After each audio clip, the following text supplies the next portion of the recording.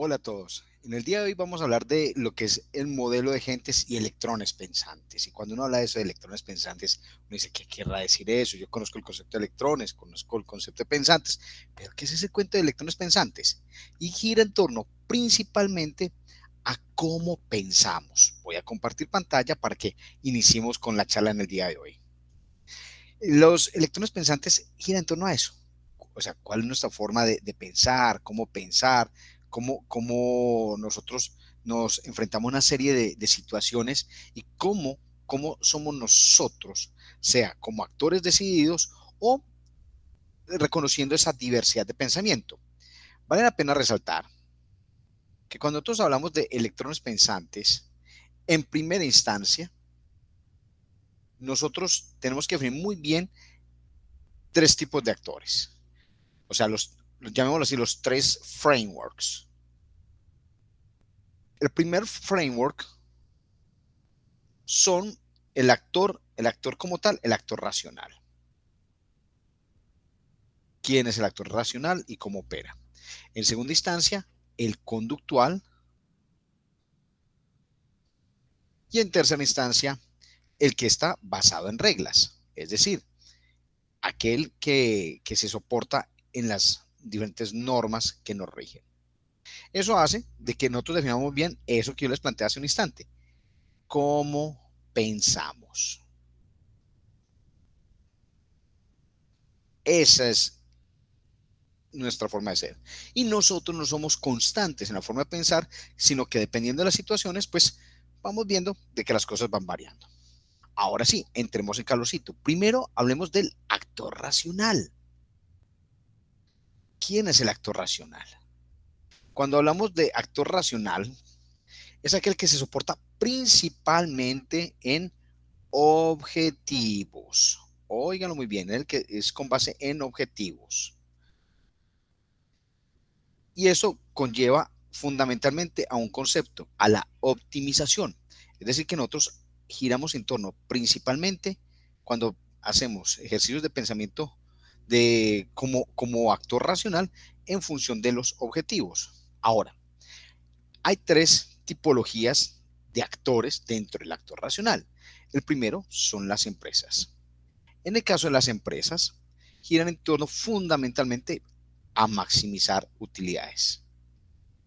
Ese es el énfasis de las empresas, la maximización de las utilidades. En el caso, si fuera una persona como actor racional, tendrá que girar en torno fundamentalmente a maximizar su operatividad. Es decir, la persona busca la manera de ser lo más eficiente y efectiva posible. Entonces, por eso estamos hablando de maximizar la operatividad. Y el tercer componente o el tercer actor es el sector, la política, el componente político. Y la política gira en torno fundamentalmente a la maximización de una cosa, votos, así de simple, la maximización de votos. Si lo miráramos desde un punto de vista matemático, siendo I el ingreso y C una cantidad, pues a medida que va aumentando la cantidad linealmente, va pasando un fenómeno curioso con el ingreso. Voy a marcarlo en un color diferente para que lo podamos ver y ver mejor. Vemos que el ingreso, pues sí, también va aumentando hasta que llega un momento de un máximo y luego empieza a declinar. Lo que en su momento lo hablaba Adam Smith y lo han planteado diferentes autores, llegamos a un punto de un máximo y luego generan los famosos de rendimientos decrecientes, es decir, que llegamos a un punto de máxima y de ahí, por mucho que hagamos y hagamos y hagamos y siga creciendo la variable X, va disminuyendo la variable Y. Vamos a ver una demostración matemática de ello. Vamos a suponer de que el ingreso, llamémoslo I, sea igual a precio por cantidad. Precio, que es la P, por la cantidad.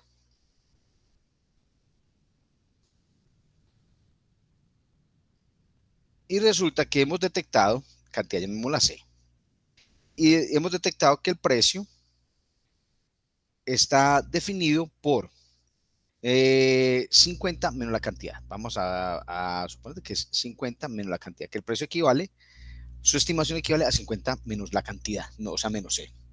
Por lo tanto, vamos a ver unos escenarios posibles.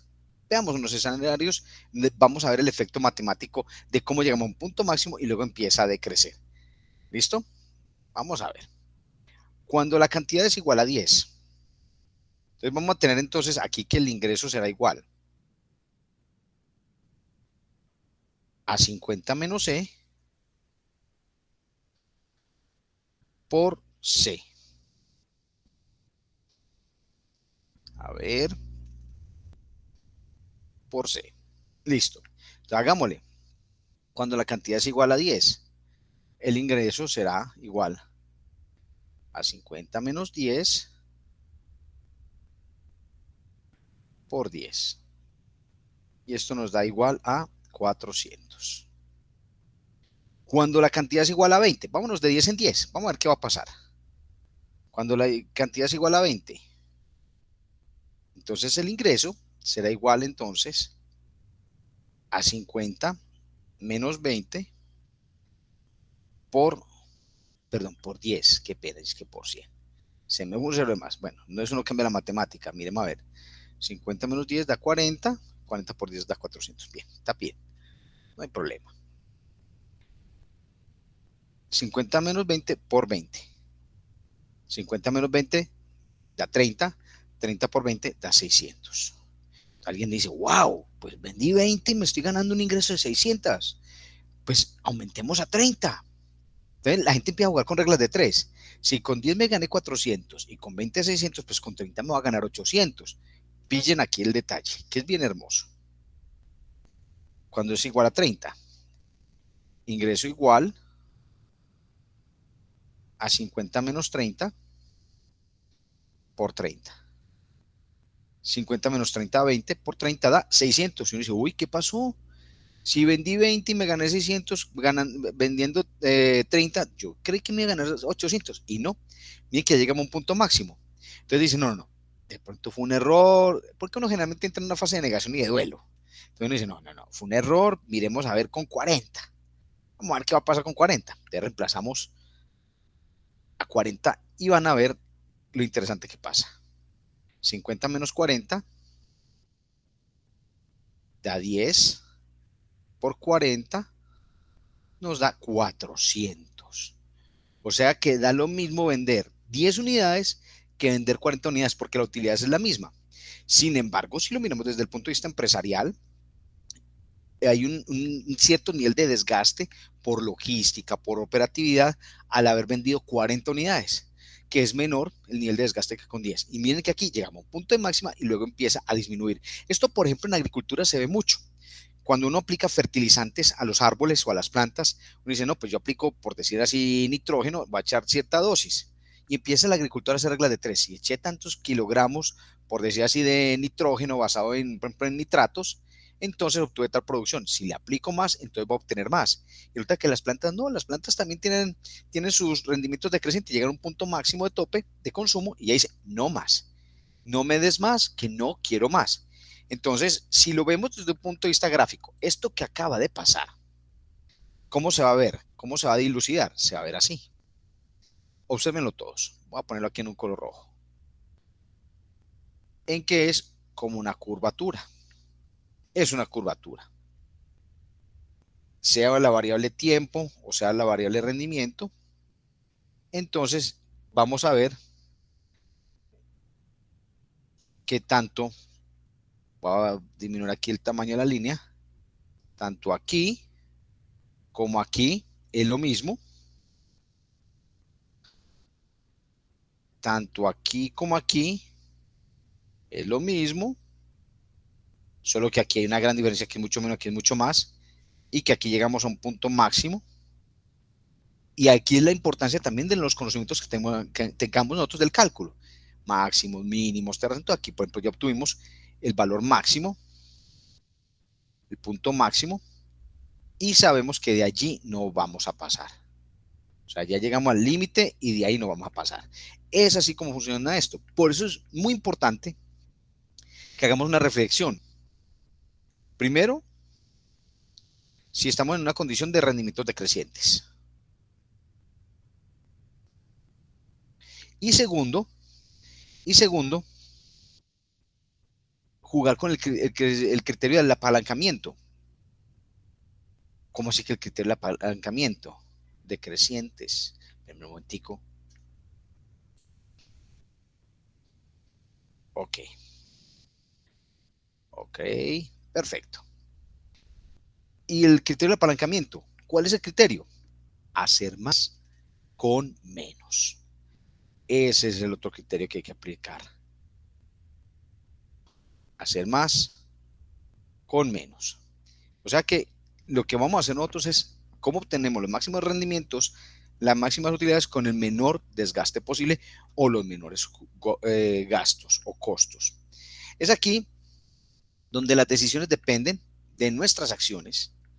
Y segundo, el objetivo depende de la interacción que tengamos con otros. Es decir, que el juego en esto es qué tantas interacciones podemos tener nosotros para poder maximizar la operatividad.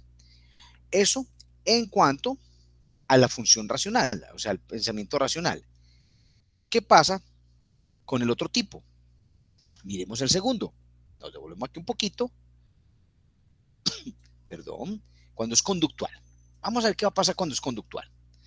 Desde el punto de vista conductual,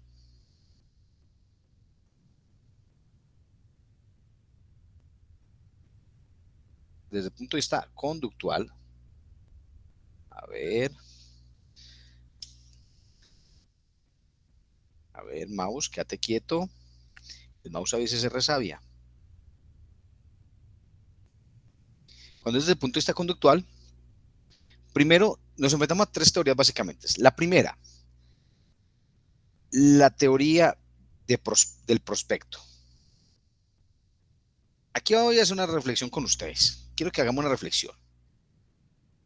Si a nosotros nos dicen en este momento, tienes dos posibilidades de escoger un trabajo tipo A en donde te vas a ganar 4 millones mensuales fijos, o el mismo trabajo, donde te vas a ganar 15 millones mensuales fijos, pero si no cumples metas, vas a ganar cero. Y si cumples metas, te ganas los 15 millones. Que eso podría ser una alternativa. Entonces uno dice, uy, caramba, ¿yo qué hago ahí? Yo qué pienso? ¿Qué me imagino? ¿Qué hago? Entonces uno empieza como, ¿será que sí? ¿Será que me arriesgo? Claro, ahí es donde yo tengo que empezar a mirar cómo soy yo, qué capacidades tengo. Entonces yo puedo llegar y decir, no, definitivamente no, no me siento capaz, voy más a la fija. O otros dicen, pues, ¿qué va? Pues si es ventas, yo soy un vendedor, soy gran capacidad, tengo gran capacidad de relacionamiento con otros, pues hagámosle, me arriesgo. Entonces, esas son alternativas que uno puede hacer. Esa se llama teoría del prospecto. Hay otra que se llama otra teoría de pensamiento dentro de la conductual, que es la vía del status quo. A ver,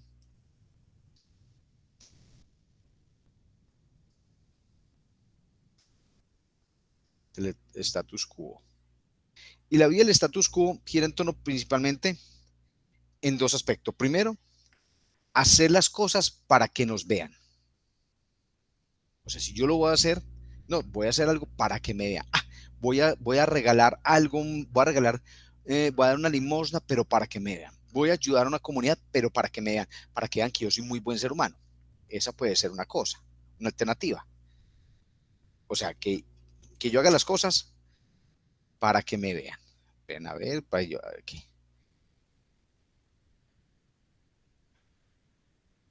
O la otra, hacer las cosas por convicción.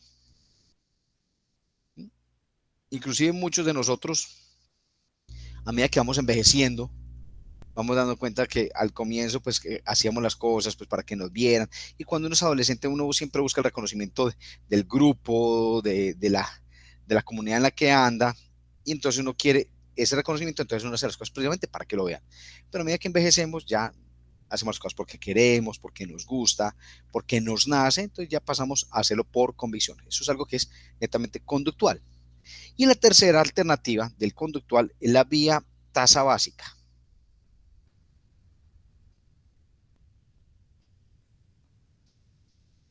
La vía tasa básica gira en torno, inclusive en Estados Unidos utilizan una palabra weird. Y weird quiere decir aquí, vamos a montarlo para que lo puedan ver ustedes, Western,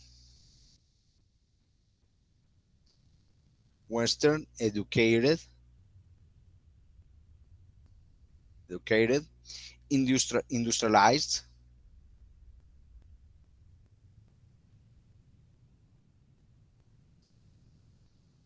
rich, developed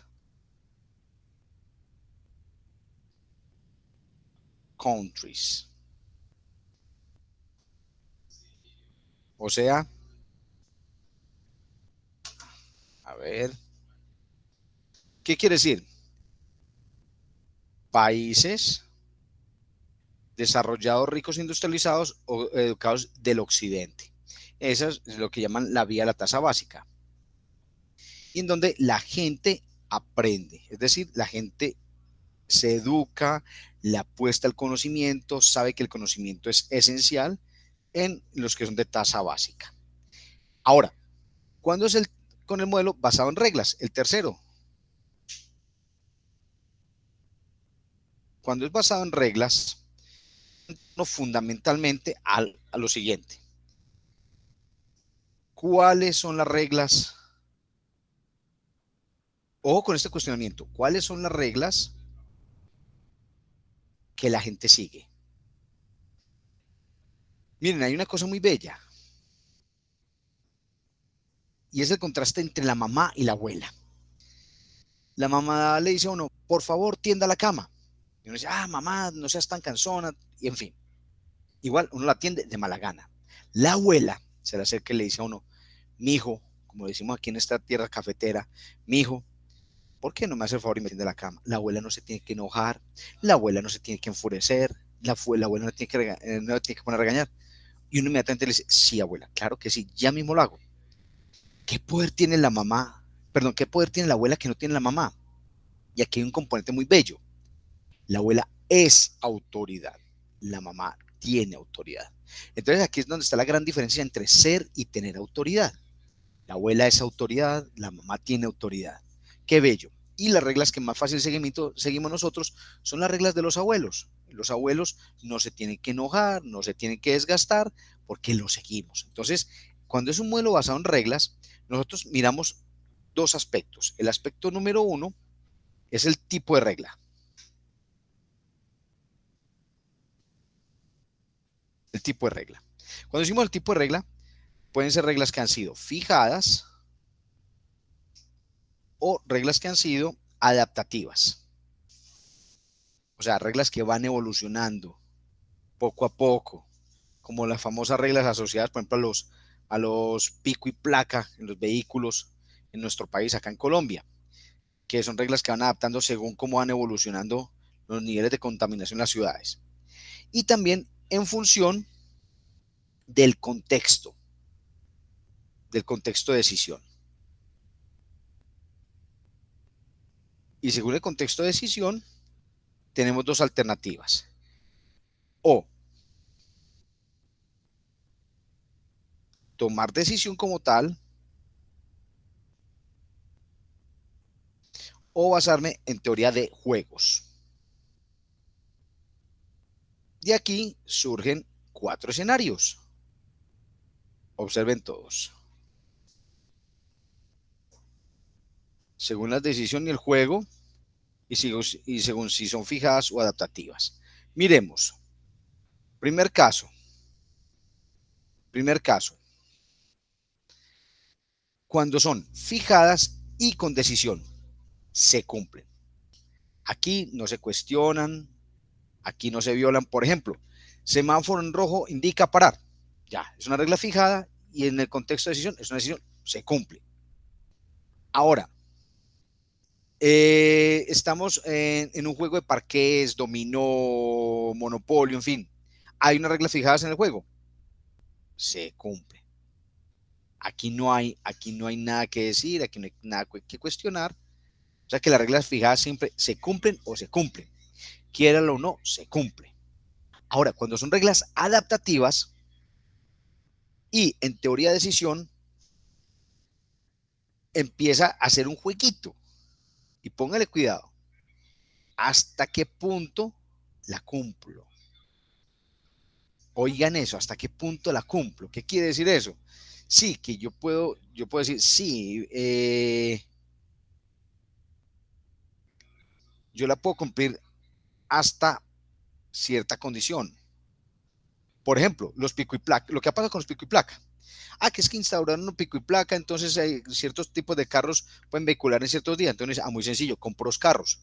Compro dos carros que tengan placas completamente diferentes, entonces habrá un día en que guardo uno, habrá un día en que guardo el otro y habrá días en que puedo sacar los dos. Entonces, ¿qué hice? Jugué con ejercicios de adaptación según el contexto, o sea, aunque hay una decisión y como la regla es adaptativa, yo también me adapto a la regla. Entonces, por eso, hasta ahí, llega un punto que digo, ¿hasta qué punto lo cumplo? Y hay una parte peligrosa, y es cuando las reglas son adaptativas y estamos en un ejercicio de juegos. En el ejercicio de juegos, aquí lo que pasa es que nosotros aquí sí le jugamos a lo que llaman la frontera gris, aunque lo voy a poner de color verde. Frontera gris. Es decir, que jugamos con las fronteras grises, como pasa con muchas ciudades, ¿no? Que es que yo vivo en una ciudad o en un pueblo en donde colinda un departamento con otro, entonces no es uno ni tan del uno ni tan del otro. Entonces, los del uno dicen, yo pues, ¿a qué le ha puesto a generar desarrollo a ese pueblo si entonces se va a haber favorecido el otro? En fin, pasan cosas así, queda en la frontera gris, y en la frontera gris cada cual aplica la regla como la entienda.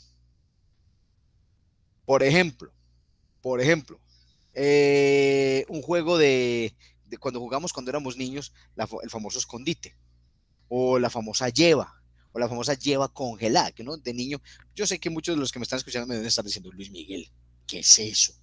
¿Tú a qué jugabas cuando eras niño? Eran juegos de niños, juegos infantiles que uno jugaba con los amiguitos, con los primos cuando éramos niños.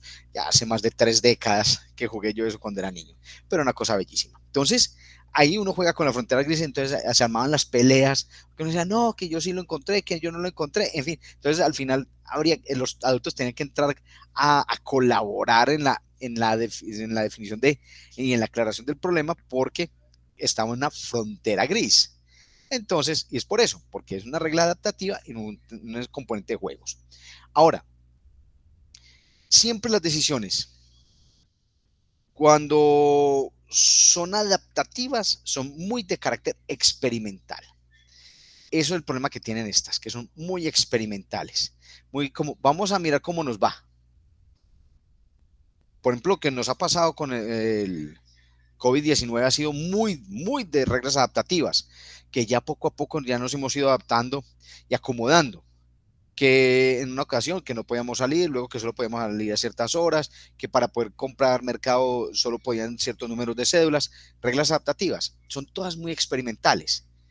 Lo que sí se ha denotado, y cuando uno hace análisis de cómo se construyen las reglas, hay una cuestión que es importante. Toda regla que se construye debe tener un sustento científico que uno diga, sí, se debe aplicar por tal razón. Una pregunta, y es, por ejemplo, cuando se montan los famosos pico y placas, volvemos al concepto de los pico y placas, que es el ejemplo perfecto, uno dice, venga, ¿será que los horarios de restricción son los indicados? ¿O será mejor que debiéramos haber puesto horario de restricción por las 24 horas? ¿O solo 12 horas? ¿O el área de cobertura es el indicado? Entonces ahí nosotros tenemos que empezar a hacer ese juego de qué es lo mejor para lograr el objetivo que queremos lograr.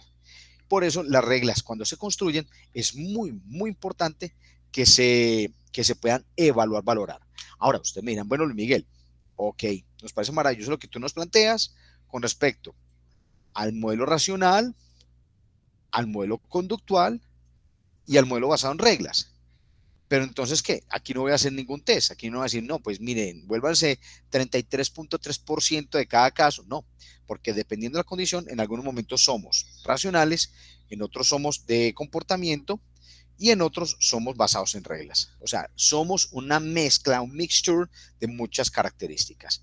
Por eso, dependiendo de la condición, vamos aprendiendo a adaptarnos a cada uno de esos ejercicios, de cómo yo puedo crecer y evolucionar en una sociedad y cómo yo puedo aportar a una sociedad sin atropellar al otro, sin atropellar aspectos tan fundamentales y tan importantes como es la libertad de expresión, como es el respeto al otro, como es la aceptación al otro. Fundamentales, son aspectos muy fundamentales y que son precisamente parte de estos modelos de gente, electrones pensantes. Bueno, con esto espero que se hayan entretenido, que hayan reflexionado un poquito, que hayan pensado, bueno, uy, sí, yo creo que yo soy más de un lado, yo soy más del otro, en fin, o dependiendo de la situación, pues yo soy de una u otra. Espero que lo hayan disfrutado tanto como yo aquí hablando con ustedes. Recuerden, hay un taller por resolver. No olviden resolver tallercito. Hay unas lecturas complementarias muy chéveres que vale la pena que le echen una miradita, que complementen, que refuercen todo este conocimiento. A todos mil gracias, que estén muy bien, que tengan un muy, muy feliz resto de día.